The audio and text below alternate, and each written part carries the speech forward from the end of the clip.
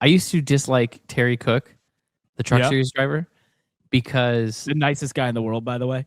because when I raced NASCAR 99 as a kid, Yep. the first time I raced trucks at, I think it was Topeka or something, Mm-hmm. Terry Cook punted me off the track. And so from that point forward as a kid, I never liked him. And then in real life, in the Truck Series, I got into like some kind of scuffle with him at Dover, I think. No. And I was like, yeah, this guy is a dick. He was the general manager at Red Horse when I went there. Like one of the nicest people I've ever met in my life. I know. I've had experiences with him since then. It's funny, but it's just funny that like I didn't have any real experience with him other than he validated his video game villainous. That's good to me. That's so good. Welcome to the Money Lap. I kind of look up mid taco bite. You don't know disappointment. Talking all things motorsports by two real drivers. I appreciate being called a gritty driver. With many, many years of experience. We've had to do that other people didn't want to do. The most dedicated host in the motorsports podcast world. Weren't we supposed to have somebody come on our show as a guest? No, we did it. Did we? Yes. Yes, for our 1 year anniversary. And we definitely know what we're doing. Remember, talk through your mic. I'm talking past it like this. Well, if you just pointed it differently. Like, never mind. Never mind. Oh, Never mind. Let's the talk about standards race mic. cars. God This sakes. is our worst show ever. Do you understand what we're doing today? So we've got a lot of big topics that came out of last weekend. We don't, if you want to talk about specific moves, we don't have to break down everything because it is Wednesday. Remember, we're not a reaction show. We push it forward sort of thing. We don't right? need to break down moves. Yeah. So like I have a couple things like the Austin Hill, like breaking down how people helped him and just explaining this to people, like what I meant at the end of the broadcast. And then we have but broader topics, how to stop the fuel saving, the license system. I did do something fun for the license system, by the way. So I think those broader topics are more important. And if anything else comes up, we'll get into it. But you ready? Let's go. Okay. Let me see if I can nail the intro this time as opposed to last time where I did not get it right. Hello and welcome. It's the Money Lap. I'm Parker Kligerman, joined as always by my good buddy, Landon Cassill. We talk about all motorsports on this show, and today that will be no different. We've got a ton of NASCAR Cup Series stuff, some NASCAR Riley Series stuff we will dive into, all post the Daytona weekend, the kickoff for NASCAR, and some F1 topics that are all over social media from the new 2026 regulations. All that and more, but most importantly, Landon, what is your current spend on API calls for the Claude AI right now? Oh, it's not good. It's basically a part-time employee. I'm right behind you. Had a record day yesterday, in the solidly into the hundreds so of dollars spent. But it's amazing what we're accomplishing. But for any Anthropic shareholders, you're welcome. We're happy to hand you great revenue numbers. Are they actually profitable, or are we just extending their burn rate? Or I'd have to think they're not profitable because they're investing so massively in data centers, right, and infrastructure, and the cost and the cost of developing these things. But my God, are they going to IPO massively, especially with this whole API calls deal through OpenClaw? That's just made it go probably exponential. I can't imagine it's not absolutely insane what they're going to end up. Oh yeah, valued at. So, also, I listened to last week's show, Landon. Mm-hmm. We sounded a little like low energy, and I've been a little low energy like the last week or so. So I started drinking energy drinks again. Fair warning, I have energy again. Is this an ad read? No, I don't have any. No, I've been drinking. So when I won Daytona last year for Zilich and JRM, he's sponsored by Red Bull. I know the Red Bull people really well. They were nice enough to send me 10 boxes of Red Bull, which I have not drank at all. And then I started drinking them. So that's where I'm at. What a life. What a cycle. Yeah. What a story. An incredible story. All you should know is I've got a lot of energy right now to talk about motorsports and all sorts of things. including API calls. Do you Love think it. we're the only NASCAR/motorsport podcast that started off talking about AI API calls? We're so special, Parker. I just want to know, do you think there's others? Any other racing podcasts that talk about them? I don't know. I'm just saying. What else is going on before we jump into everything? That's it. Just vibe coding all day long. I know. It's insane. The world is changing so rapidly. Well, let's jump into the motorsport stuff. As we mentioned, the big kickoff for NASCAR in the 2026 season, Daytona weekend, happened last weekend. A thrilling Daytona 500 finish, but really starting with the Truck Series on Friday night, which was probably one of the greatest Truck Series Superspeedway races that I've ever watched. There was the last 2 laps.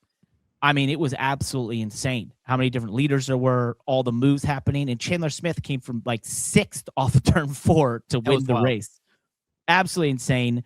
One of the things that really stuck out to me there was handling really mattered. And I noticed this last year when I won and didn't win, that if you looked at me after the race in our truck. Which race that you won and didn't win?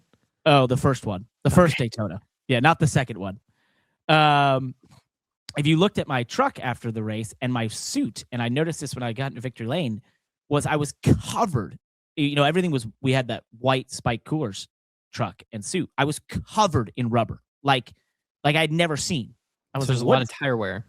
Yes. So there was so much tire wear, and it was just like this very, the second you went to take it off or try to remove it from your suit or the truck, it would smudge immediately. So it was greasy.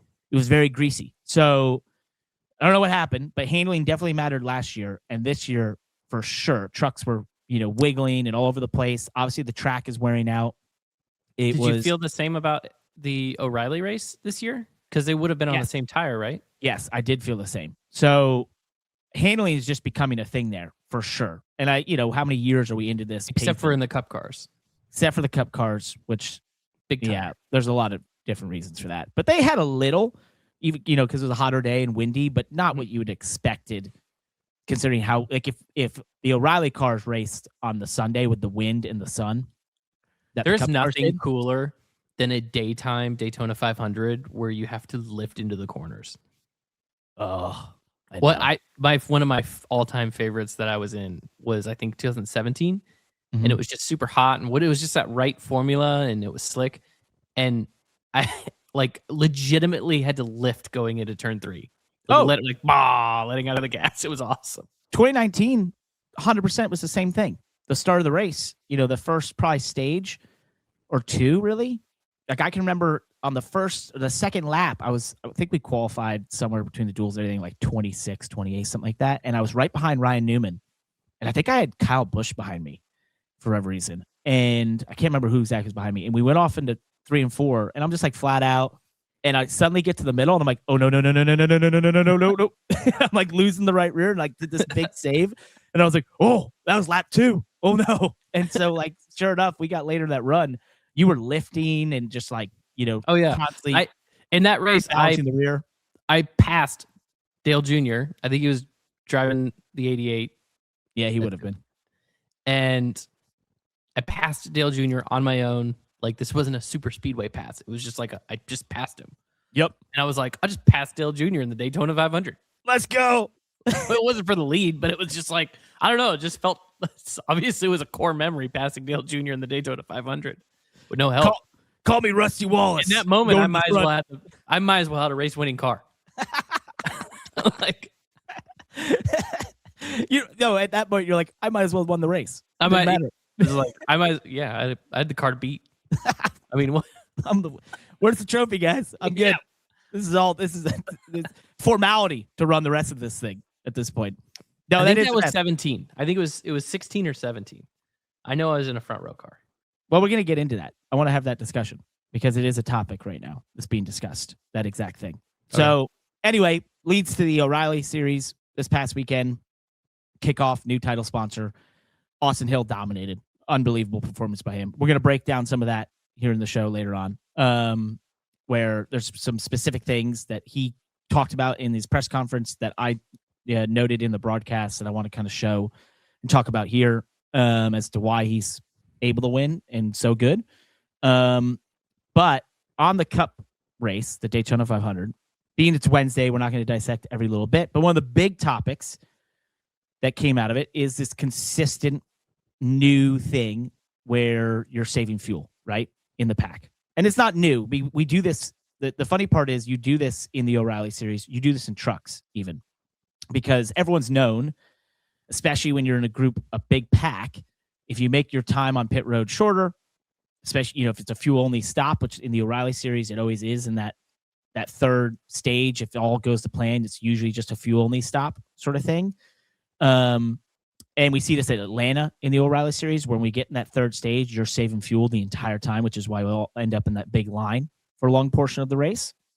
Well, in the Cup series, it's gone to an extreme because you have the best engineers on it, and they've all discovered, especially in this car, that you can even be the leader riding at 40 to 60% throttle, right? And controlling the pack. And we saw this to an extreme in stage 3 when the 3 Toyotas got to the front of the 3 rows, which was Corey Heim, Bubba Wallace, and Christopher Bell, and they literally parked the field behind them. Like one of the most insane things I've seen in a while, which Ryan Blaney talked about. Hey, we knew this was a possibility. Everyone's talked about doing it. Toyota made it happen. And my brother and I were watching the race, and he goes, well, how hard is it to make a 4th lane? And I was like, it's not going to happen. Not with what they're doing right now and all saving fuel and all this.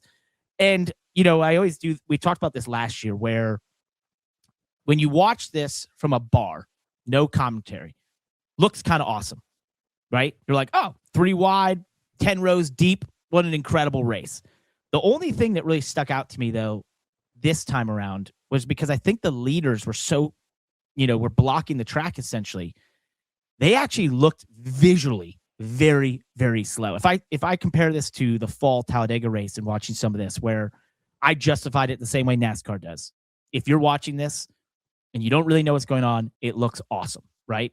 But when you know what's going on, it's kind of like, this isn't that cool. They're all just literally riding around at part throttle.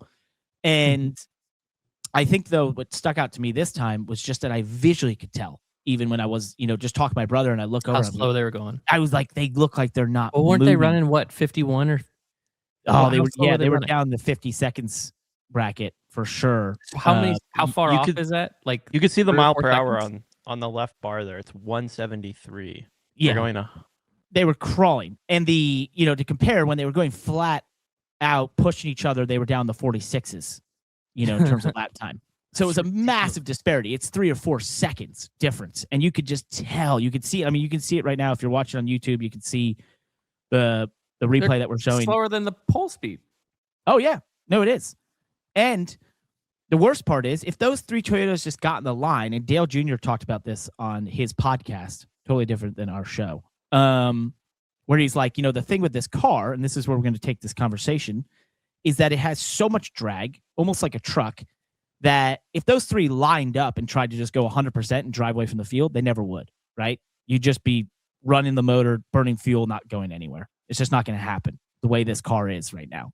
And so you obviously see the incentive is to have a shorter time on pit road, because there's no amount you're going to gain on track to negate that. If you have a shorter time in pit road, knowing there's a pit stop coming, you're going to have a faster stop. You're going to gain all that time on pit road, right?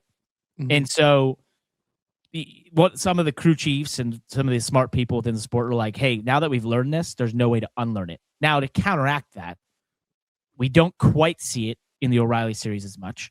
There's a little bit, but with those cars where you really want to control the front, and if you tried to slow everyone up, they just drive around you at some point. You don't have as many experienced drivers and as many engineers there. Maybe it would look the same there. I don't know. Well, those cars aren't as draggy as a Cup car either. Well, they're not. That's what I'm going to go there. You just give me a second to explain all this. You're very okay. I'm listening. Did you take an energy drink? I'm ready. I'm just listening. Okay. So and I've lost my train of thought. Thanks, dude. Killed me. What the hell? No, if you have that shorter stop, Rever, that's going to put you up front. In these cars right now, with how much drag they have, even if you pull out and create a fourth lane, you're not going to be able to really make massive headway till you get to the front, and then they're all going to be able to slot behind you, and you're just going to tow everyone along while they ride at 40% throttle, saving fuel. And when you go to pit, you're going to get murdered in the pits, right? So some of the things that have been brought up are like incentive structure. Dale mentioned this, a point for leading a lap, a point or 5 points, or a point for leading the most laps, whatever it was back in the day. I think those are good incentives, but they don't really change the outcome of the situation. The other thing mentioned, which Denny talked about this, and this is what he and Dale have talked about and NASCAR's looked at, is like, okay, if you make these way less draggy, right, does that solve it? Probably not. Are you asking me? Yeah, I'm asking you. Well, I agree with what Dale's saying. I just think that I don't think that they could make those cars less draggy enough. Well, they got a big ass spoiler on them. Yeah. So Yeah. there's a lot of spoiler to take off before you're actually looking at the shape of the car. Yeah, because you'd also have to take the horsepower down, because they have the most horsepower they've had at these tracks to align with, the engine. Why do you have to take the horsepower down? We'll be going a million miles an hour. What's wrong with that? Yeah. Well, in qualifying, my thoughts on that one. I agree with Dale. I mean, yeah, get the drag and the downforce off the cars, and they're gonna end up handling, and you could have breakaways. And I mean, that's pretty old school Superspeedway racing. That I don't think that there's a lot of fan councils or NASCAR corporate study groups that are going to choose the old school racing that we know and love at Daytona over pack racing. Yeah. I mean, NASCAR has chosen that one over and over again for decades on decades. So, yeah, well, because if you don't have pack racing, you can't have the big one. And if you don't have the big one, you don't have a highlight reel. You know what I mean? So I also think there is a beauty to the imagery that I've talked about, which is 3 cars, 3 rows, 10 deep. Like, it's a beautiful thing if you're sitting in a bar, not having watched NASCAR and don't know what's happening. And you're like, wait a second, why are all these cars in a ginormous pack? This is insane, right? Little they're going way slower than they should. The Dale and Denny have talked about, well, if you took it away and you made handling matter, there would be a natural separation of the field, similar to what you and I talk about, like before Daytona's repaved. Handling was a massive thing 10, 20 laps into a run. There was a O'Reilly race that I ran there in 2011, would have been, where we had that was 2010 maybe, where we had what was the next gen car the COT for the O'Reilly series back then for those races. And we were lifting and braking going to the corners, and you were like in little draft packs, and you'd go off in the corner and separate, find downforce, and then get back on the straightaway and get back in line. It was awesome. So cool. That doesn't play as well on the, watching in a bar thing. Right. NASCAR wants pack racing. It's interesting, I guess, because did they learn something they can't unlearn, or is there still some kind of formula here with this car that unlocked this fuel saving at super speedways? Because really, like, let's just kind of, the problem at its core is that the cars leading the pack have to burn so much more fuel than the cars in the pack that there's no possible way to make up that time. Yep. Right? Like, but that wasn't the case. Or was that the case and we just didn't race that way 10 years ago? That's some people's argument, that it was that we just didn't think about it. That we just never did it. Yep. And so why are we doing it now? Is it because the organizations are so much more unified than they've ever been before? Like the strategies are more well thought out and just... I think it's a combination of the car. I think it became apparent, when we went... I think if you look at the evolution of this, the first few super speedways with this car were kind of chaos because you had these huge, you could really the drag was so massive. But what became apparent was you got late in the race when this car first came around and you were 2x2x2 and you couldn't go anywhere, right? Right. And like you go to make a third lane and it would just position die. is so important. Right. And track position is so important. So then some people started saying, well, wait a second. We have to be at the front of this pack by that last stop. So if we just make our pit stop shorter, we'll leapfrog all these people on the last stop.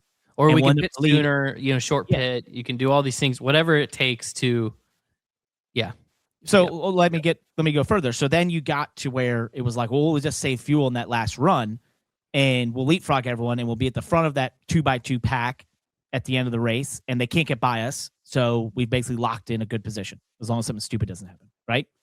Then you got the evolution of this is, well, if we're going to do it the last stage, why wouldn't we do this earlier? Why wouldn't we do it all the time? And we're always just going to find ourselves leapfrogging forward, right?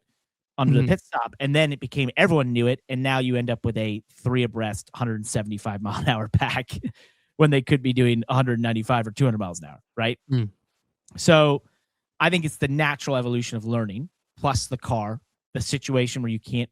So is there no fix to it? Because as long as the car that's 10 rows back, right, can burn. I mean, I'm just pulling it out of my whatever to say this, but it's like twice as good a fuel mileage. Like, what is the fuel mileage difference between the lead car and the car behind? The easier way to think about it is seconds on pit road. Larry Mack did this during the 500 broadcast, and I thought this was genius. And Steve Letarte did it a lot last year, especially the Amazon broadcast. The fuel time, basically the way to think about it was fuel burned versus fuel you have to put in the car in seconds, right? So if you're that middle pack car and you ride around in the pack the whole time, they come to the pit stop, you've saved compared to the leader, you're in your stall 2 seconds less. That's going to be a massive, you'll leapfrog everyone that was in front of you who has to be on pit road 2 seconds longer, right?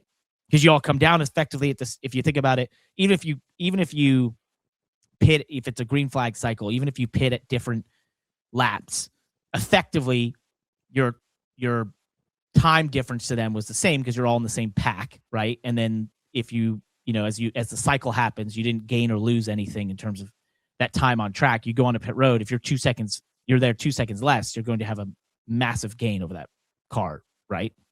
Did that make sense? A little bit, yeah. Are you paying attention? I am. I'm just kind of trying to rack my brain on it. Well, so I think to your point, this is the discussion, which is, okay, did we learn something we can't unlearn? And therefore, we know if you went there and it was like a mile and a half in terms of handling, then this wouldn't be as big a discussion because you'd have a car that drove away from everyone and you'd never make that up by being 2 seconds faster on pit road if the guy drives out to a 6-second lead like we see at Las Vegas, right? Something like that. Well, and if you drove away from them, now you all have the same fuel mileage anyways. Right, but also, you're never going to make that up. So, but then you don't have pack racing. Right. So, I don't know. I think it's a hard thing to solve. I think Denny and Dale talked about using, maybe having the Clash down at Daytona and doing something experimental. That was something Denny mentioned, which I agree with. Those exhibition races can definitely be used for that sort of thing, right? Aren't they doing the run what you brung? Are we going to get to see that? Not yet. No, not yet. No. For the All-Star race? It's not there yet. Nope. But I think there's probably a formula there that gets the drag low enough that you could maybe effectively make moves and have like a slingshot pass. I think the other problem with this car is because the drag is so high, when you go, if you have a huge run and you pull out, you can't make a pass by yourself. I think that's another problem. Right. That incentivizes you to then just save fuel. But if you could be slingshot passing or, have a pass like we see in the O'Reilly car where you don't, you can get a huge run and go to the inside and clear them, that might change the incentive structure a little bit. Potentially. I'm looking He's to too you much to have grip. assault. I don't know. I think it's grip. I think they just have too much grip. Yeah. Okay. So I mean, Too much to me, that's the common. I mean, to me, that's a common theme between the trucks and the O'Reilly cars. They just seem to have less grip, and it's what's weird. It's weird to say that about the trucks because they have so much downforce, but yet they're still slick, right? Their tires are narrower. The suspension's not as efficient, right? Yep. The underbody arrow is not as efficient. So, that's the one thing with a truck is they got all that downforce. The windshield makes a ton of downforce. The spoiler makes a ton of downforce. The deck lid. But as soon as you pack it in a pack, there's no air on the top of the truck. Those things have no underbody arrow. So that makes them even worse, right? Like the only thing worse than having no downforce is supposing to have downforce and then not having it. That's a good point. Yeah. The O'Reilly cars are not too dissimilar, right? They got less downforce to start with, but they're just slick bricks anyways. What I find funny is I think of the O'Reilly car as the hardest car to race on Superspeedways because they are really hard to generate a run, and you need to know, like, you need to take every run you get because they are so hard to generate, right? Like, as opposed to trucks where, like, I can hook up the someone's rear bumper, push them past 5 rows of trucks, slot in, and be fine. That ain't going to happen in the Xfinity car or the O'Reilly car. Sorry. Yeah, you got to look way ahead in those things, right? Yeah. You have to really time the runs are built over time. You can't just, react. You can't just react to them. It's basically what we had in the Gen 6 Cup car. It's the same thing. Yeah. Yeah. I don't know. I would definitely I don't know. Those are all great ideas. I'm curious, is NASCAR, do we think NASCAR is actively trying to mitigate this fuel saving? I think so. You think so? I think they are. Yep. I think without going insane, without totally destroying the pack nature. I know that's something they don't want to do. Which I get. I get it. It is a unique thing for NASCAR. It's a unique form of racing. And when it's right, when all the stars align and it's right, it's a beautiful show. When you think about it, like, when have we actually, like, how hard is it to obliterate pack racing on a 2.5 mile track like Daytona or Talladega? When have we ever not had pack racing? Like, really? Well, we've had the lines. Everyone gets up on a line. Yeah, but we still get pack racing. Yeah. They all pit, 4 tires. Everybody gets new tires. Everybody's full of fuel. They're double file restart, and they race in a pack. Yep. Right? We've had we've had those snooze fests where it's like for an entire fuel cycle or 2 fuel runs in a row, you got everybody's following Dale Jr. around the top of the track. Sure. Right. And there was plenty of criticism around that. Great. You had the pod racing, the tandem drafting, but that still, like, those races still ended in packs in a lot of ways. Right. In big somewhat, groups. Not really. It's like, as long as you're racing at a track that's big enough that the car can run wide open for any period of time, they're going to pack up at some point, right? Yeah. When tires are fresh. So I don't think that if I say all that to say this, if I was speaking to NASCAR and if their directive is like, man, we got to get rid of this fuel saving issue, I don't think that I would maybe be worried about risking pack racing. I don't think you get rid of it. Not completely. I don't think it's possible. I think as long as those cars, I think the cars would have to be going 250 miles an hour around the racetrack to, like, get rid of pack racing. Is the fix not in the package, but in the points distribution? No. I mean, no. I think Dale's point on, like, track.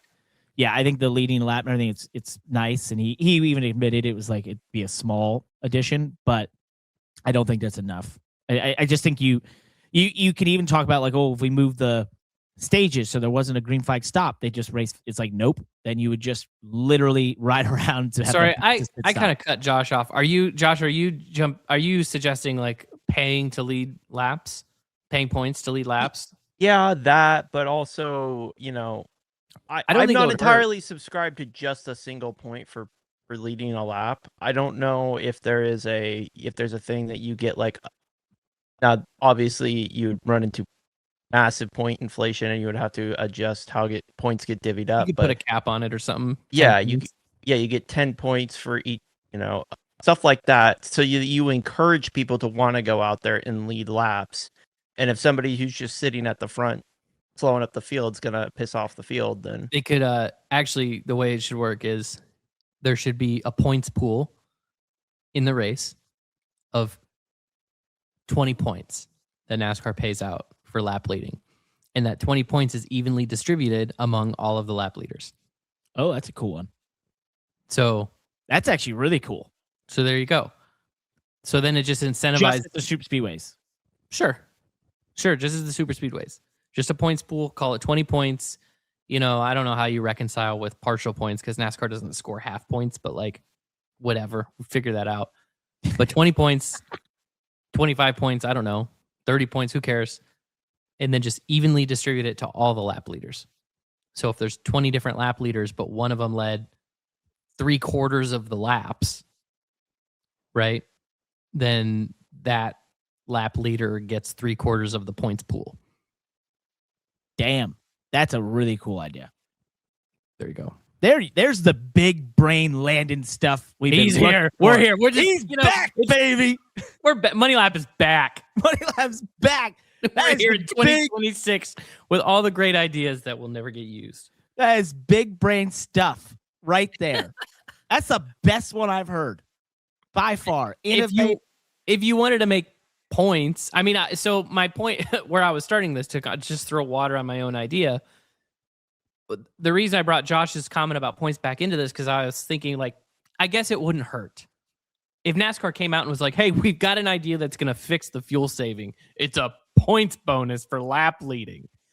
I would be like, "Okay, thanks."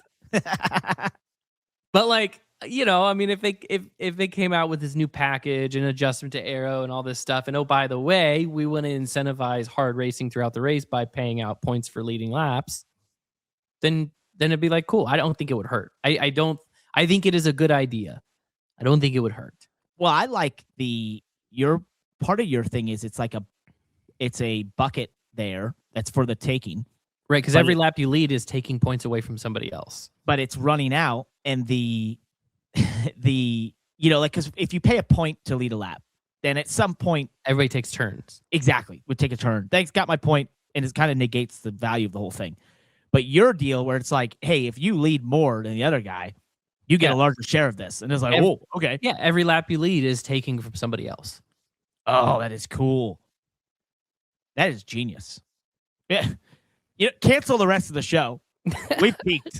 we just need Landon for one good idea a week. If we can't go anywhere from here. Literally, your work is stop drilling. You've hit oil.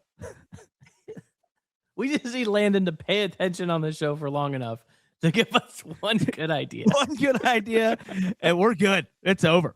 Done. Well, I think we solved that. So there you go, NASCAR. If you're listening, which you are, and to our only listener, shout out Denny Hamlin. Be sure to pitch this in the next meeting. It's a point bucket.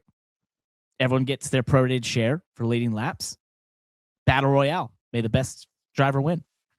Love it. There's been a lot of discussion post this weekend on drivers being allowed to race in certain series without a lot of credentials. One of the most high-profile ones, of course, is Cleus McFarland. He's a massively famous YouTuber, owns that Freedom Factory down in Florida. Awesome spot. Got to go race down there a couple years ago, hang with him and everything. Cool guy, great personality, awesome interviews, all those things. Did the truck race with Travis Pastrana in the truck race. There was a lot of star power of the truck race. He ends up spinning out Al4 in a very typical spin. Heck, we saw it a couple times in O'Reilly Series race. Saw a couple people do it in the trucks. It's that situation off of 4 that's the tightest corner at Daytona. The track kind of falls away from you as you still have wheel in the car. It often can get loose, especially if cars on the right side of you, disturbing your air, your side force, all those things. But to be honest, we have talked about this ad nauseum on this show, which is the subjective nature of how drivers are allowed into another series and moving up a series. And we've made it pretty clear we're team license system on this show. Am I fair in saying that? 100%. Okay. And I think, this has been discussed. And every time I hear people talk about this, I kind of roll my eyes because I'm like, you're all talking about, well, they should have, they should have to do it how everyone else does it and all this stuff. And I'm like, yeah, that's fine. But there's no system.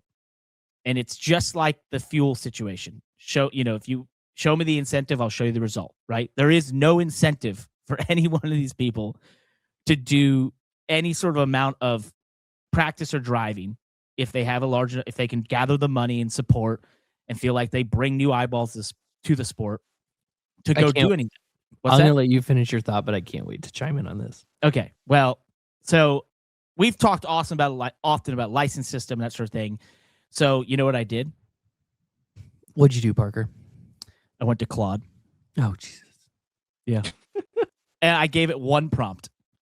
And I said, I don't want to talk about license system because if you listen to the show, you already know we're pro, but we've never really given one, right? And so I was just like, before we started the show, I was like, you know what? What would Claude say? And this is how simple my prompt was. If you had to design a license system for NASCAR, from ARCA to trucks to O'Reilly Series to Cup, that mix objective results and statistics regardless of equipment level, and then some subjective, what would it be? It said, this is a fun thought experiment, blah, blah. What's NASCAR? Well, yeah, what's NASCAR? Who are you? Get out of my system. The system should reward racecraft consistency and safety over raw speed, which is often equipment dependent, while still acknowledging that results matter. Think of it like a points-based racing resume where drivers accumulate credentials to unlock the next tier. Essentially, what it gave me was pretty genius. I would tweak some of these things, but it basically said from ARCA to Craftsman trucks, objective criteria 60%, minimum 20 ARCA starts, average finish position in top 60% of the field over a rolling 15 race window, at least 3 top 10 finishes or 1 win. Completion rate must finish 85% of total laps across the evaluation window, shows mechanical sympathy and staying out of trouble. Clean racing score, incidents per race ratio below a threshold counted via NASCAR's existing penalty caution data, at fault incidents weighted more heavily. Lap lead percentage isn't required but gets bonus credit. And then it goes into a subjective criteria for 40% that has like a peer rating, NASCAR's competition committee, so on and so forth, right? So you keep a little bit of your current system, but there is some objective buckets that you have to fill, right? I think some of those numbers I would change. It does the same thing from trucks to O'Reilly, where it basically has a minimum starts. There's a lot of factors also that unlock being able to move forward. You win a race in your first 5 starts, you don't have to hit 30 truck starts, right? Like you're Corey Heim, you're going to move up quickly, right?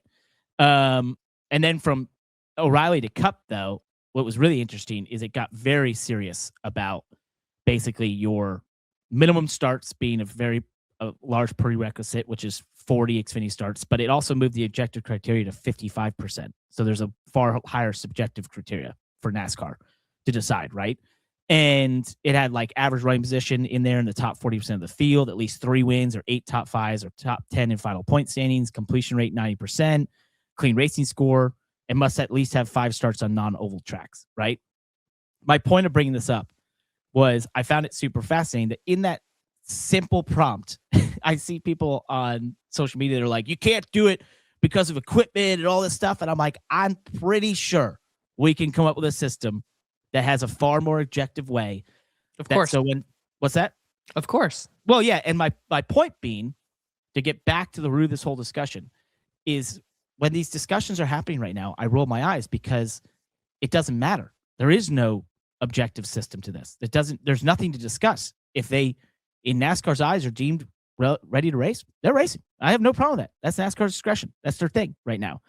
But in this other system, whatever objective system you come up with, then when that person is there, you can debate all along how you think they have the talent, whatever, but you can't deny that if they've checked the boxes of the objective system, this is not a discussion anymore. Absolutely. That's my thought. I love it.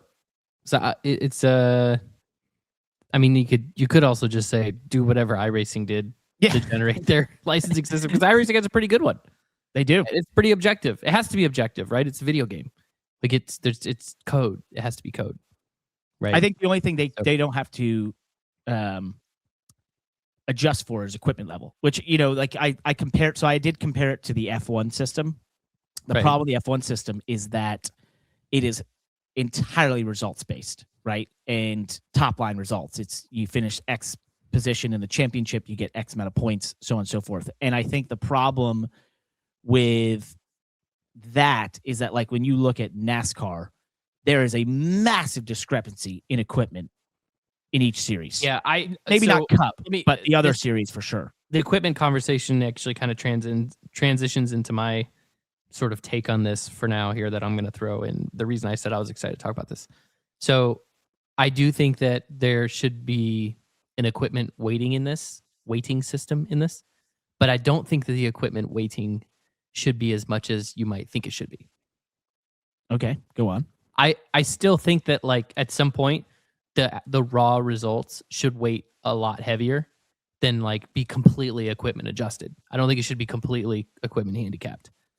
And that's my part of my reason for that transitions to the point that I care more about making, which is this is a great idea. I don't entirely understand why NASCAR has not implemented something like this. I know people at NASCAR that want to implement something like this. So I don't know what the blockages have been, but I will tell you that NASCAR should want to do this, and I don't understand why they haven't. I think drivers should want this, but they have virtually zero control over this.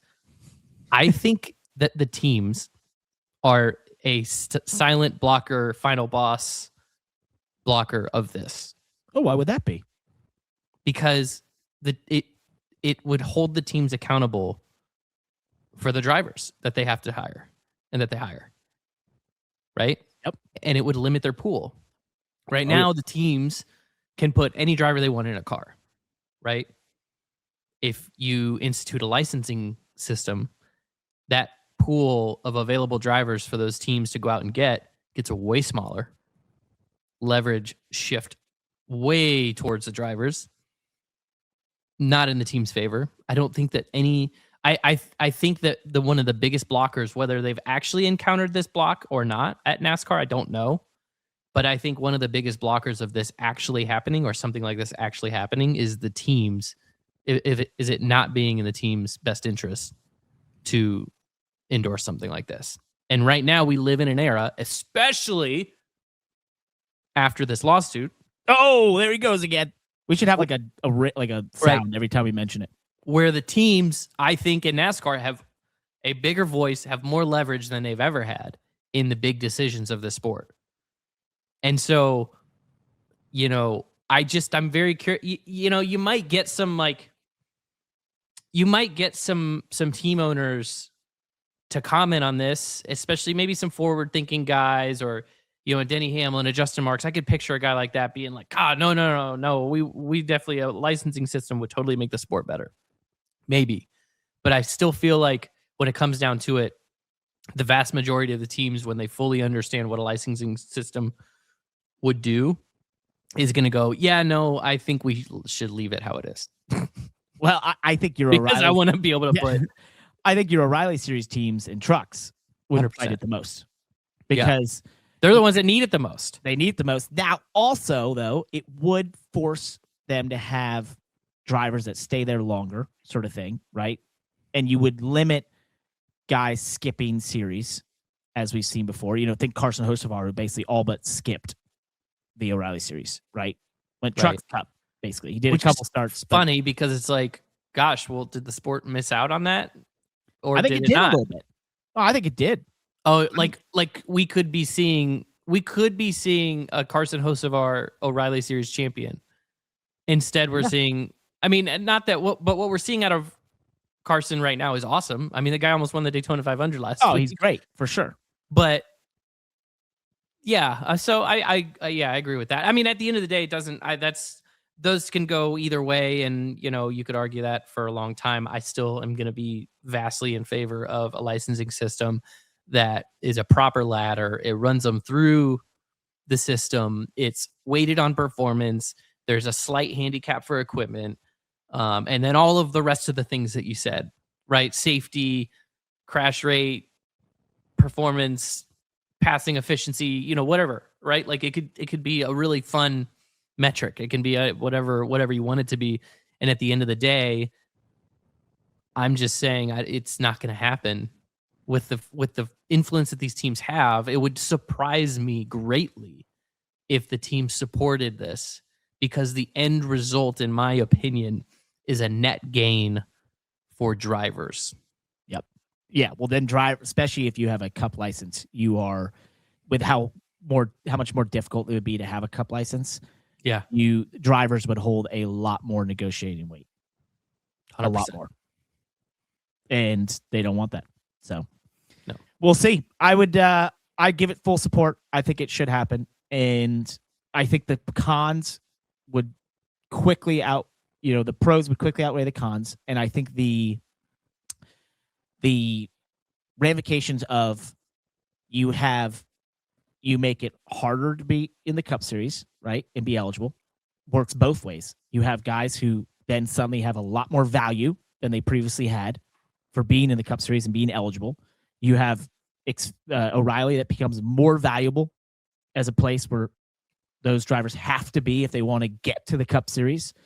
And it filters down to trucks as well. And I think it erases these discussions that we're having right now. So that would be my thought. Absolutely. I mean, the only thing that doesn't erase the discussions that we're having, what's that? Is shopping at spoilerdiecast.com, because the more you buy at spoilerdiecast.com, the more we will sit and talk on this show. These guys are absolutely crushing it. Start of the season. Go to spoilerdiecast.com.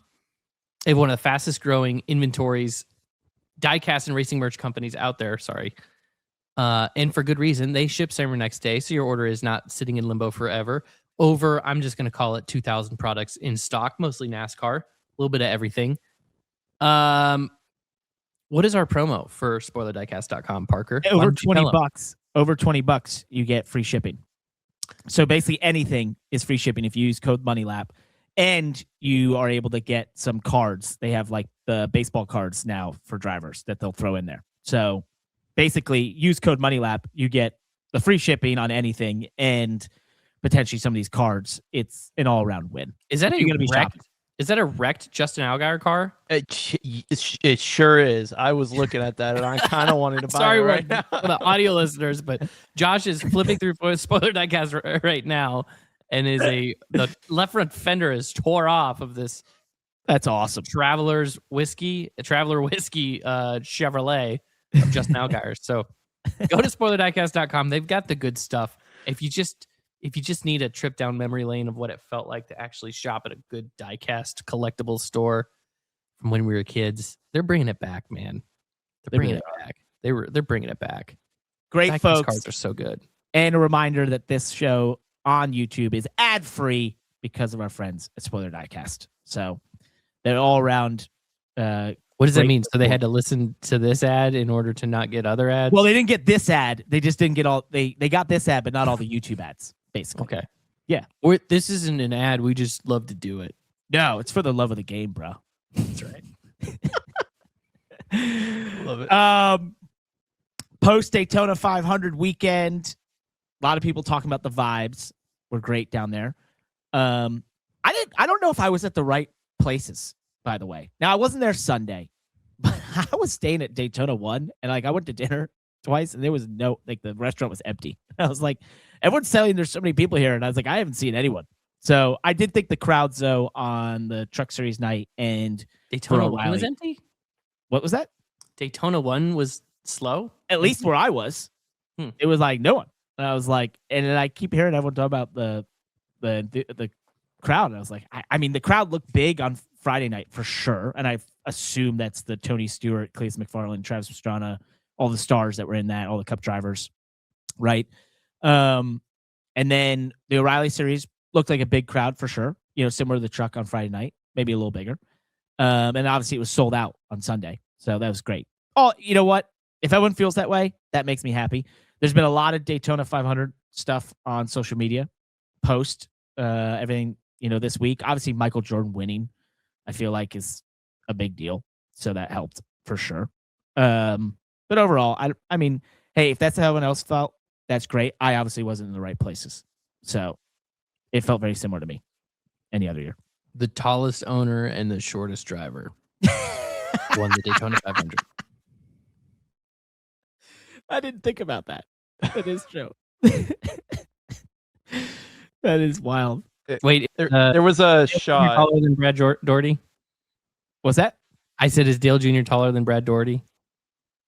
No, he's not. Ugh. Can you cut that out, Josh? Cut that section out. Why would you think he's taller than Brad Doherty? I don't know. I don't know how tall either of them are. Oh, no, I thought you said Michael. I thought you said Dale Jr. Is Dale Jr. tall? Why did I say Dale Jr.? Is Michael Jordan? Yeah, I was like, what are you talking about? Oh my gosh, my brain. Is Michael Jordan? You left it all on the big brain moment. I left it all on the court. Oh my god. Is Michael Jordan taller than Brad Doherty? I don't know. It's a good question, actually. We're finding this out. If only there was a way to know. Find it out, Josh. Who's the tallest owner? Who is? We must know. Oh, Brad is. How tall is taller? 6'7"? 6'11". 6'11"? He's a big dude. That's tall. And what's MJ? 6'8"? 6'6". 6'6". God. I screwed that whole thing up. That sounded awesome the first time it came out. I should have just kept my mouth shut. And we're not cutting it. There was a shot in Victory Lane where he walks up to Tyler Reddick, and Tyler Reddick's on the stage, and Michael Jordan is not on the stage, and they are looking eye to eye to each other. And we just like all had to point it out because it was just that's such a difference in height. It's wild. That's a tall stage. You know how I know it is? Did you not win there twice? I went there twice last year. That's great. Thanks. And I won the Rolex 24 on iRacing. So I'm 3 for 4 in the last 12 months. Just putting it out there. One of the good things also that came from this weekend, you might have noticed this, Landon, was we had some spins and wrecks in the final laps of some of these races.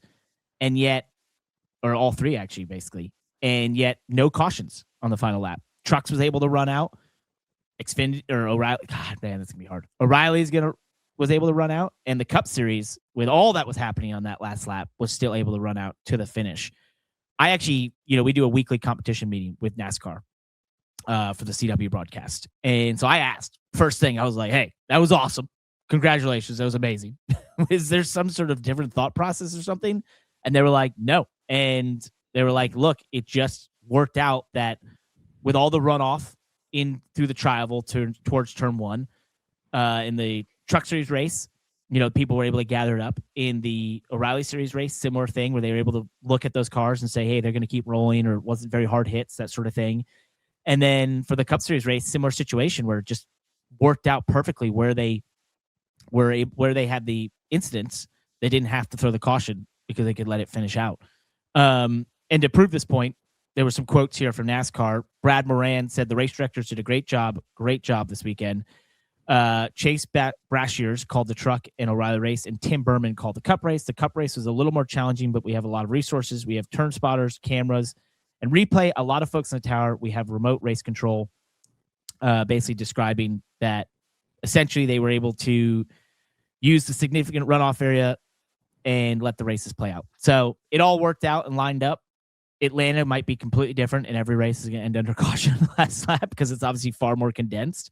But I thought that was really, really cool that it ended that way, and I was very happy for race control because we always get on them when it doesn't go well, but when it does go well and they made excellent calls and it just seemed like they were on it this weekend, I'd like to give them a shout out. And credit where it's due. Yeah, give them credit where it's due. We're always talking derogatorily about when they get it wrong. Let's talk about when race control gets it right. They crushed it this weekend, and it seemed like they just made all the right calls at the right times.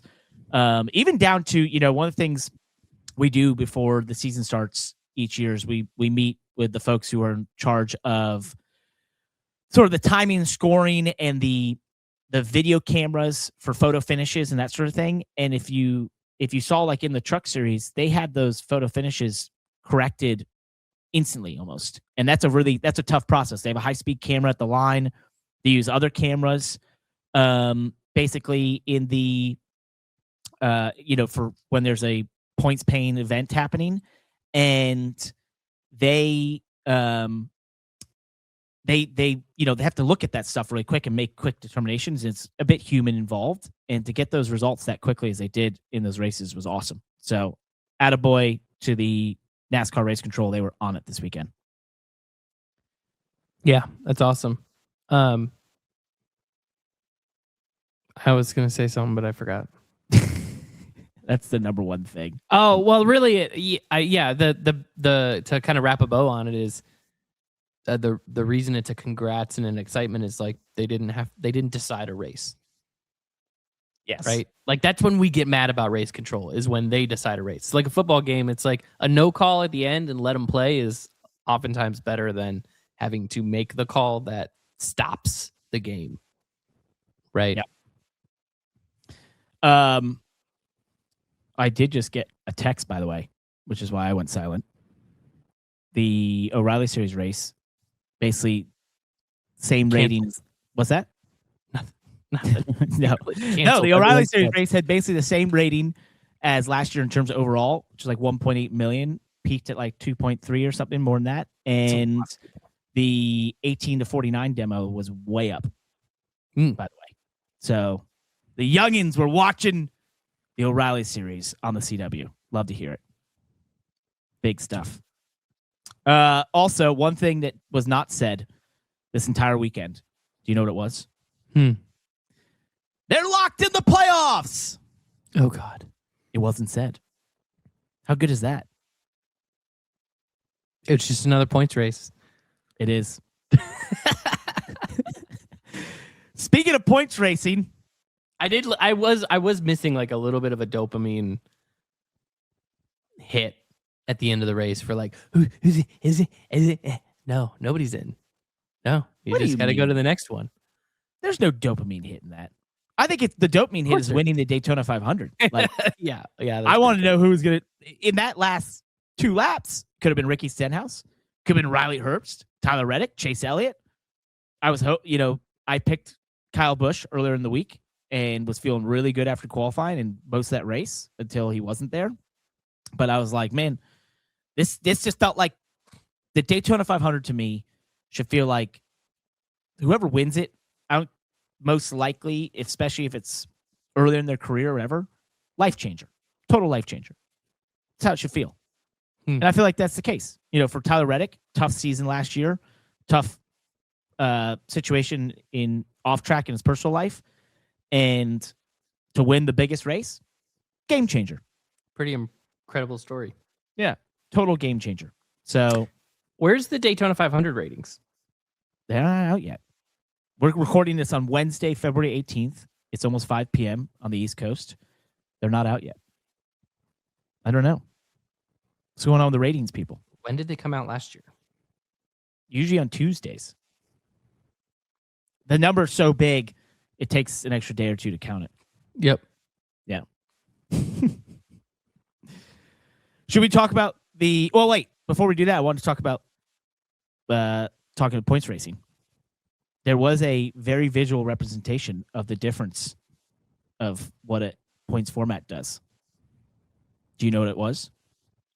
What is it? Well, we'll get to talk to him about it later in the show. But Kyle Busch, there in those last couple laps, was at the bottom towards the rear of the pack. And suddenly, if you were watching it, and as a guy who had picked him to win, I was hoping he'd win, he suddenly dropped off in the pack. And you're like, what happened? Well, afterwards, we got these onboard video. And I believe Josh has it for you watching on YouTube. And his team even asked, are we running out of fuel? And he said, no. What do you want me to do? Go race to get into the wreck? So he backs off. There's the big wreck into one. He goes from 30th to finish 15th. Pretty big swing. That's a big deal. I considered this a high IQ move of a guy who, one, maybe if you looked at it from the outside immediately, you're like, oh, self-preservation, whatever. I don't think it was that. I think it was like, I have nothing to gain here. I'm at the back of this pack. These guys all look like they're going to wreck. I'm going to back out of this. I'm going to pick up the pieces on the other side, and we're going to live to fight another day. We're going to get a ton of points. Sure enough, from 30th, when he backed out, he was like 28th or something. He backs out and goes from 30th to 15th. Pretty high IQ. Yeah, for a team like that that's going to have to race their way into the playoffs. Everybody's going to race their way in to the chase. Yeah, that the difference between 15th and 30th at Daytona is a big deal. Huge. You just don't want to leave there in a hole. And if you look back at true points racing, by race 8 to 10, you're stuck. Like, all the movement happens here in the first 5 to 8 races, and then it becomes a slog. And you've either got to light up the summer or whatever to change your fortunes. And right. I think we've talked about this, where if you look at the points come race like 10, they don't change a lot towards race 26. Like, it's just by that time, you get to where the May portion of the season, where we always talk about Red Monday or whatever, and all the changes happen, people, whatever, and the crew chiefs change, whatever, and you're locked in your spot, and that's where it's going to be. So having a big start at Daytona when you're racing in a point steal like this, very important. I think that was a smart move. Really smart move. So I feel like we're jumping around a lot, but the next thing I want to discuss is the O'Reilly Series in Austin Hill. You okay with that? Yeah, let's do it. Okay. So Austin Hill dominated once again. Won stage 1, won stage 2, won the race. Unbelievable display of Superspeedway prowess once again. He, of course, had one of the fastest cars. We know that about RCR, right? But what he does so well, and I talked about this a lot in the broadcast, is if you watch him, he is unbelievable at controlling the lanes and the pack. And he does this actually in a way that I don't think many people thought about it before I became teammates with him and were affiliated and got to listen to his debriefs and that sort of thing, where he is so focused on that gap between him and the pack on his lanes. And he works, he'll ride part throttle for major points of this. He's doing what the guys do to save fuel in the Cup Series, but he's doing it just to control the pack.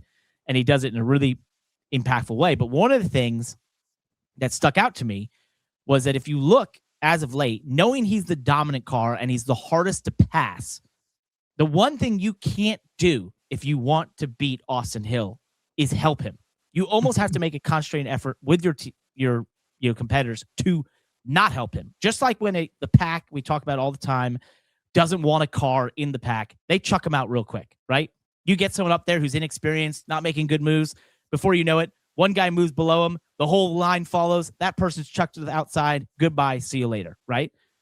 For whatever reason, that doesn't happen right now.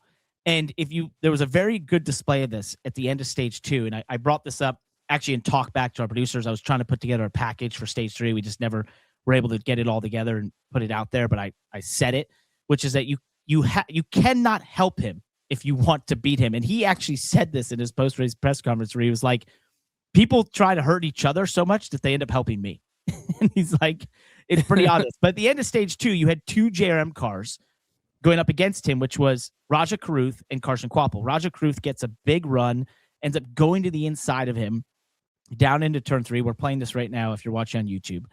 And he's able to almost clear him, doesn't quite get there. He has the 8 car Sammy Smith behind him, so he's got a teammate. You're thinking they're in a good position. But then what subsequently happens is Carson Kvapil is up there being pushed by Justin Allgaier, but Justin's never really able to get to Carson. Carson then effectively starts pushing the 21 on the final lap of or 2 to go, whatever it was, of the stage, and pushes him out front of the 88, breaking the plane of the bottom and allowing him to do what he does best, which is control the lanes, right? And this, to me, if you look at it, if you're watching on YouTube, you'll see here that Carson isn't being pushed by Justin Allgaier. He's got a massive gap to him. If anything, he should have been backing up, but he lays in the rear bumper here, down into 1 right now, pushing the 21 out. He does the same thing down the backstretch, and it basically hands Austin Hill the stage win because he's put in the position where he can control the pack. When you had 4 JRM cars up against him in this moment, who, if any of them had just thought for that 1 second, especially Carson, don't push that 21, let's let him fall back here, let the 88 get to the lead here, and now I've probably got a better position to potentially win this stage, considering that the 21's now going to try anything to get back there. I just don't get it. And if you think back to when I won but didn't win at Daytona in the summer race, one of the things that happened late in that race was I was behind the 39 car of Ryan Sieg, up in the top lane, Justin Allgaard's behind me. The 21 and the 2 dropped down to form a bottom lane, and I never moved down in front of them. And my thought process at the time was, 1, I don't think they'll stick with me. They'll try and chuck me out any second they get. 2, I don't want to help them because I know if I help them, they'll chuck me out. They'll get to the lead. It'll be impossible to pass. So I kept pushing the 39, just trying to keep beside them so that they could never break the plane and control the front of the pack. Dale Jr., we get a caution. Dale Jr. comes on the radio. He's like, "Hey, man, why didn't you drop in front of the 21, the 2?" And I was like, nope, not going to happen. Not helping them. I've been their teammate. I know how this works.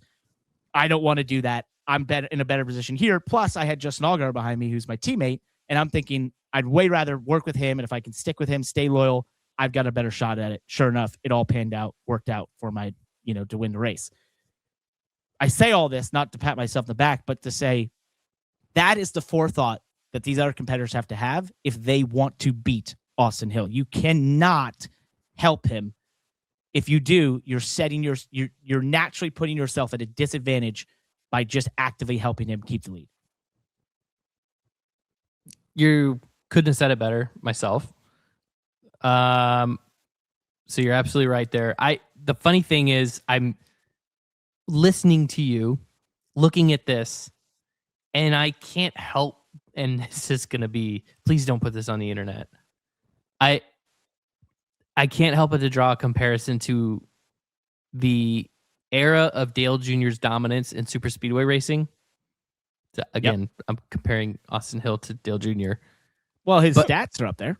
But it's legitimate. He is a legitimate comparison, but I'm a very specific comparison to the late stage Dale Jr. Superspeedway dominance, where his dominance was so much for so long that then it was like this Pied Piper effect. Yep. Where he was in their heads about it.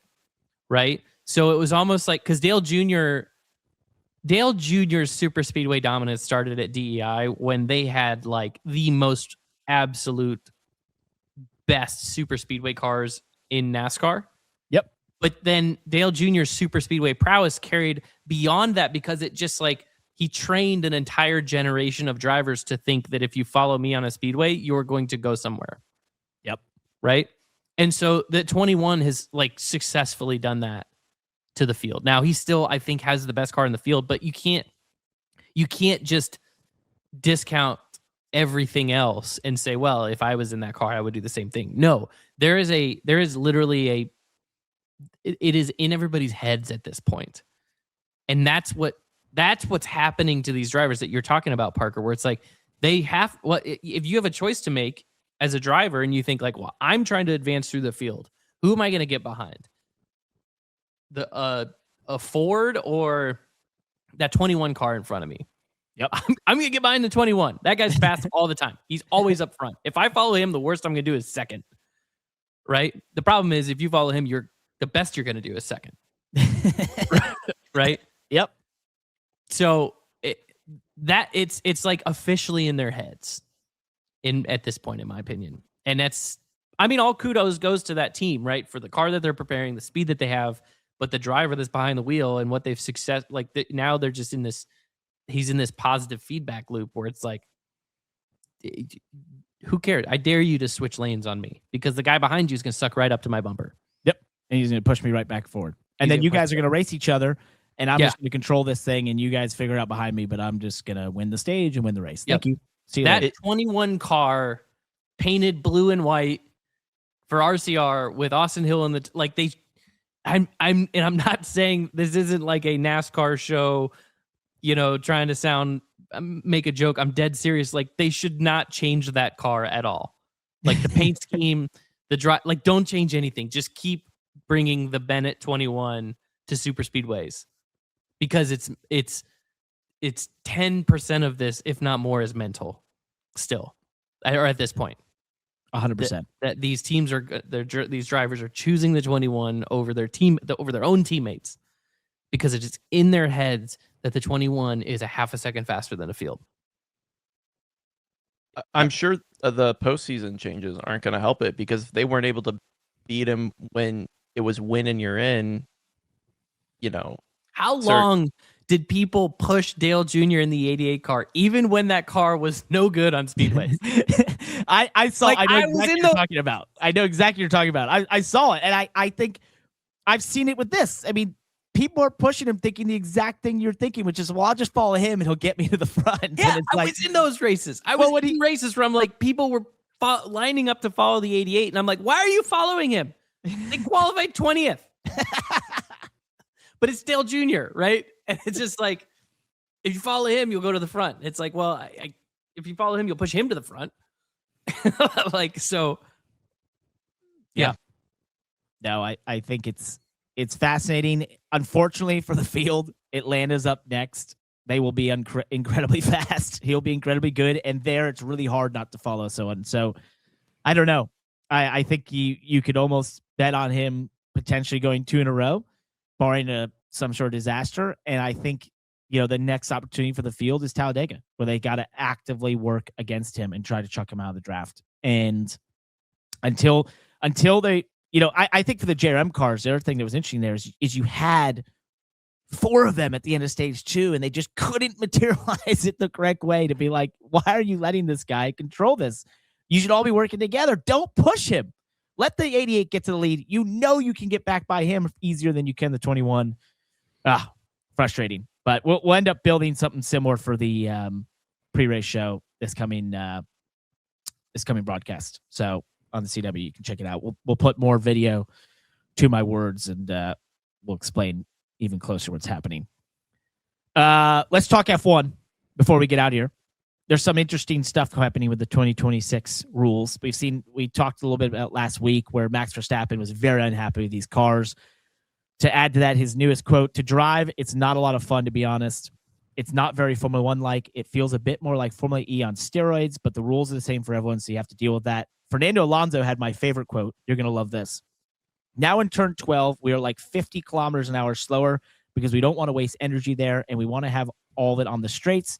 So to do turn 12 instead of at 260 kilometers an hour, at 200 kilometers an hour, you can drive the car. The chef can drive the car in turn 12 at that speed." The chef. I love it. It's a great quote. My yacht captain could drive the car. Yeah. my helicopter pilot and my jet pilot and the driver who drove. The nanny could drive the car. Yeah, and the Aston Martin to get here could have drove this car through that corner. I'm going to use that one. It's a good one.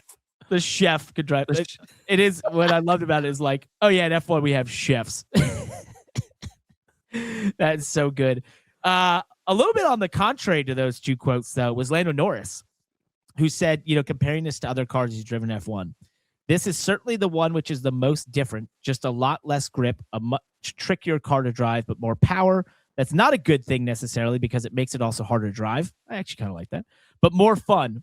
You feel the acceleration difference, you feel the speed and all those things." So I think most likely testing is, F1 testing is always really hard to take anything from, because in a very public setting with lap times that almost don't matter, they're literally developing these new pieces of hardware where, they base, especially with new regulations, it's very brand new, but they're going through some of the most remedial task in trying to evaluate software, tiny pieces and parts, not really worried about lap time, that sort of thing.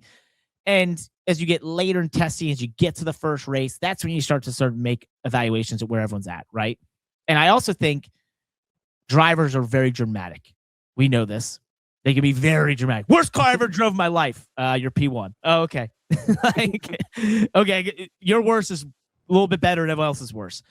I think whenever I see this, I'm like, okay, take it with a grain of salt. But also, part of me thinks, well, that could also be awesome. because if the drivers hate driving it, sometimes that can mean even better racing. So we'll see where that goes. But it is interesting to see these quotes coming out of F1 with this new situation. Yeah, it's interesting. New cars are fun. That's the one thing that's like so funny that NASCAR, we take for granted that, F1 literally comes out with a new car every other year. Every year. Every year. I mean, no, well, you basically build a new one every year. With the regulations change like this, which is like what, 5-7 years at a time, give or take.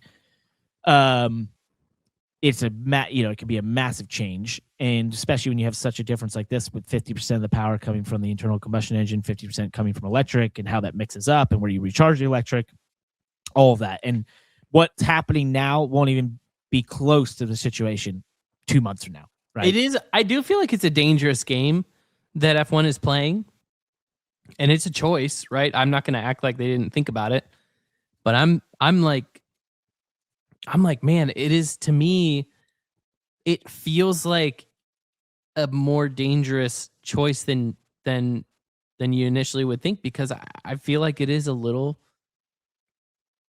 I feel like motorsports should not be power constrained. Yeah.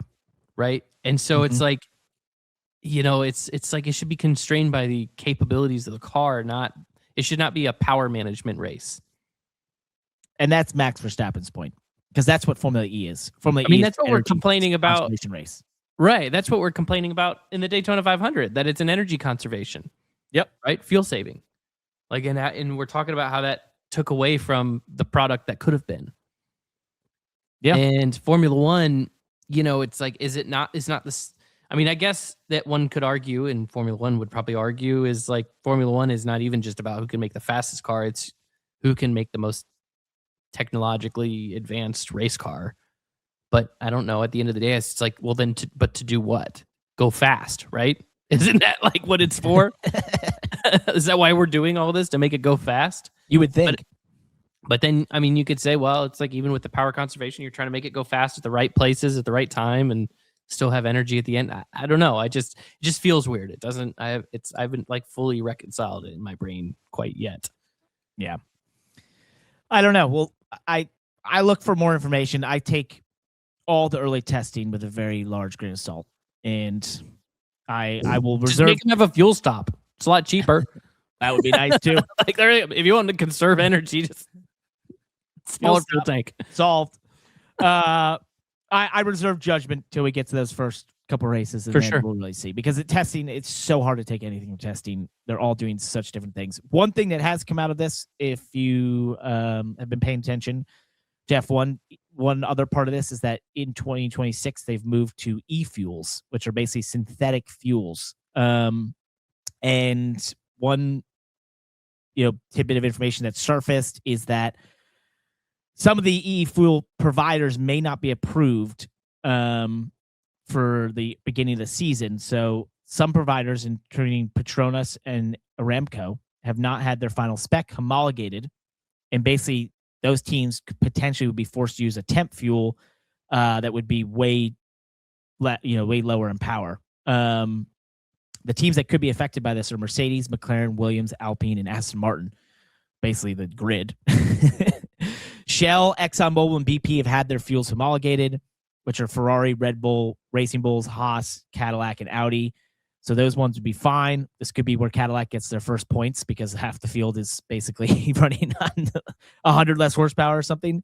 But basically the way this happens is, if you don't know much about e-fuels are generated from basically combining hydrogen.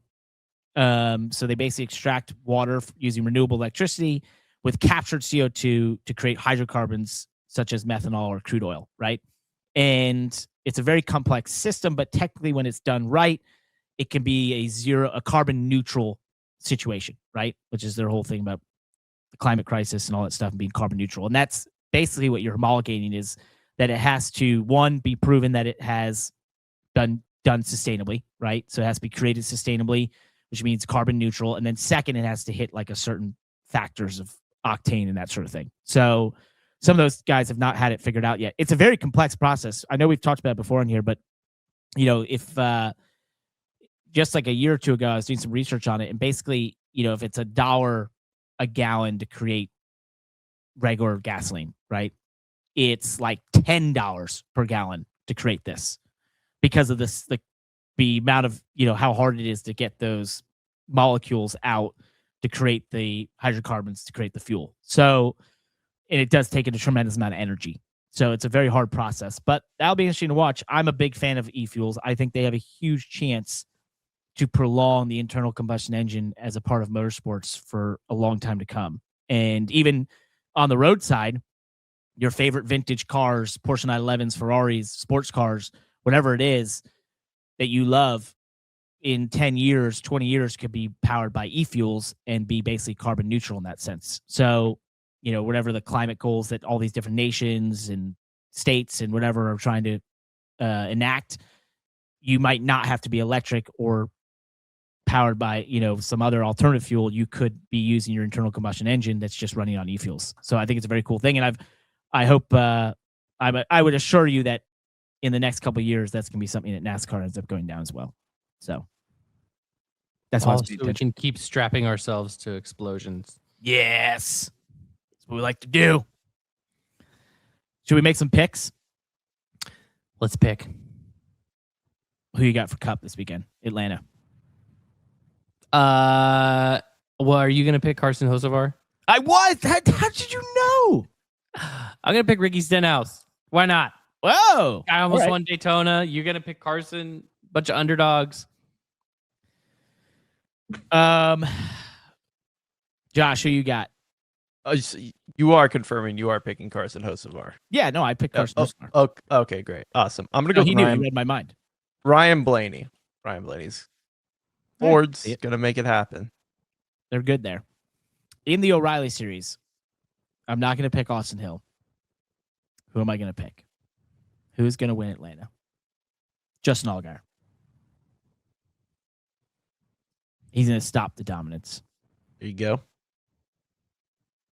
Who you got, Landon?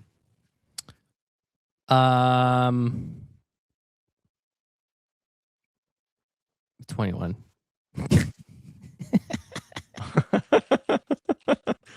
I think he's gonna get it done. But the best person to beat him is gonna be his teammate Jesse Love.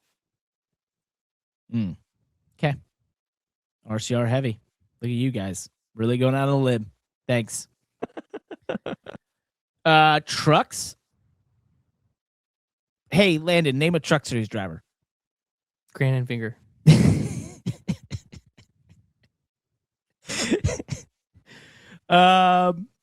Give me Lane Riggs. Wow. His teammate won. He's on kill. Let him go get it done. Is there a truck series driver with the last name Smith? Yes, there is. Would you like that one? All right. Chandler Smith. Oh, you guys have given me so many to choose from. I could 75 racing. I'd like the 75. I could choose Kyle Busch. I could choose Carson Hocevar. I could choose Ricky Stenhouse Jr. Man, so many doing another one. Justin Haley. How many is he running? One. Man, Ty Dillon's in this. Man, you guys. We went truck proper. Yeah, you went truck proper. I could pick Frankie Muniz. That'd be pretty wild. I'm gonna choose Kyle Busch.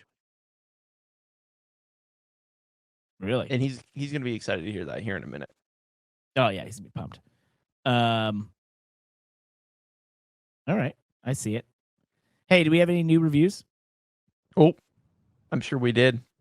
I didn't grab them though. Do you want me to just pull one out of a hat? Nah, I got it for you. I already got there. We did have a new review. This one is titled SD, 5 stars, of course, by KDKDKSDDLDO. Not a great name. They had one simple message for us. Too much bad words, but I like it. Oh. That must have been you, Landon. I don't remember saying to me bad words, but I'm sorry. I don't think anything was censored last week. That might have been their mom. But it is a good reminder. If you want to get on the show, go to Apple Reviews. Leave us 5 stars. That's all we got is 5 stars. We're at 250 something or something like that. And we'll read it on the show. So if you want to be on here. Well, no you games on YouTube though. He just said, so glad to see you guys are back. let's go. We're glad to be back. This episode felt more back. Last week, low energy. This week, Landon was big-brained. I brought the energy. And most of all, Josh, it's time. Bring him on. You all know who it is.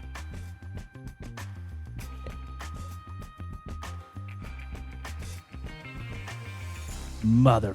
Thank you so much for watching and listening to the Money Lap.